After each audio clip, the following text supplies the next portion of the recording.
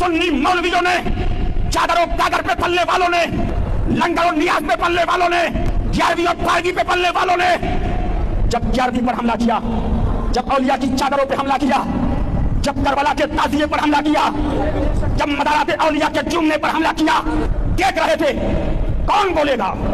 कौन इस वक्त के अंदर इस नाजुक वक्त में खड़ा होगा। करबला से आवाज आई, अभी दुनिया हुसैनियों से खाली नहीं हुई, अभी दुनिया के अंदर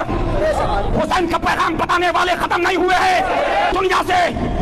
मौला अली के मसलक को बताने वाले खत्म नहीं हुए हैं। इमाम अहमद रजा